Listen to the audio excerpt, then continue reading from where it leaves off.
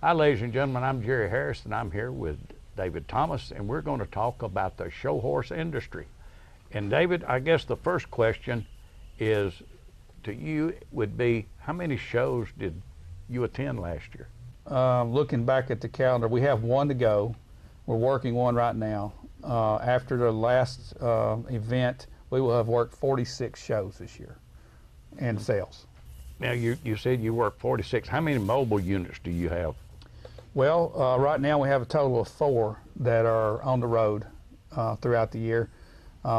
Sometimes we alternate, sometimes we combine them, but we have 4 total. What area of the country does the Winter Circle normally cover in a year? Pretty much the eastern United States. We go up to Syracuse to an event there. We go to Tampa a few times a year to some events in that area, and anywhere in between pretty much. So it's the eastern half of the United States, up the East Coast, all the way sometimes into the Missouri area. So eastern United States. What are you trying to accomplish by attending this many shows? Well, we want to take care of our customers that are out there. There's hardly anybody working the show horse industry now with mobile stores because of the cost. And we want to reach out to our customers just to take care of them and give them that personal service that they need. So we're in contact with our customers a lot throughout the show season. Okay, you mentioned expenses. What are some of the expenses in covering these shows? Well, of course, you have fuel. When you're hauling a lot of merchandise down the road, that gets your miles per gallon way down there. So that's a big expense. And then you have vendor fees that you have to pay in most cases, and that varies from show to show. Then we have the labor cost that's involved, whoever's manning the show. Some shows, one show this year we had 5 people manning one of our units. So you just look at all that comes with that. You have food, lodging, the whole works. So it can really pile up quick if we're not very careful on what we're doing. What is your projection for, say 2018? Well, we're looking at doing the exact same schedule with a little bit of tweaking and some innovation.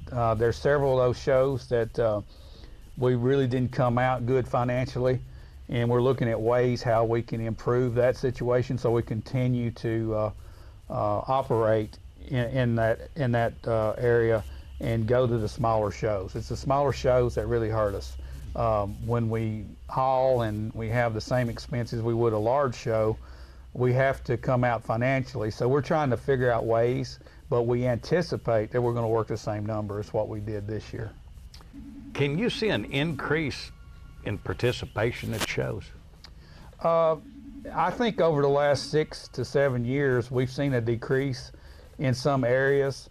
The large shows always have the large crowds, but the smaller shows, it seems that people are starting to pick and choose. And there's so many shows to pick from now. There's 3 or 4 events starting in March every week, all the way into October and November. So you have exhibitors that have to make a choice, and they're on a budget like everybody is. So they're picking and choosing. So I'm starting to see a decrease in some of the smaller shows, but yet it's still important for us to work those shows, and we're going to continue to strive to do that. It just seems like that's a trend in all breeds that have horse shows. The smaller events are starting to taper off, and I think we're facing a challenge in the show horse industry overall to grow those smaller shows. Well, what do you think we could do to increase the participation? Boy, that's a question that goes over my head. Since I don't actively show horses and I'm busy servicing the shows, it's hard for me to pinpoint it, but I can look at some areas that have had success and see that the key factor is getting children and younger people involved in the showing horses. You look at the academy shows that the saddlebred industry has, there's big participation with that sector of the show horse industry, and it seems like it's growing. We just recently had our National Academy Championship over in Murfreesboro, Tennessee, and that's grown every year for the last 5 years strong. And I think that might be the key, is getting more and more young people involved into showing horses. I don't know how you do that, but I think that's critical. Do you see a potential? Oh, absolutely. I think all the breeds that are involved in the show horse industry have to have a active outreach to young people. That academy program is an example of what will work. And you have to be real innovative now to compete with other sports.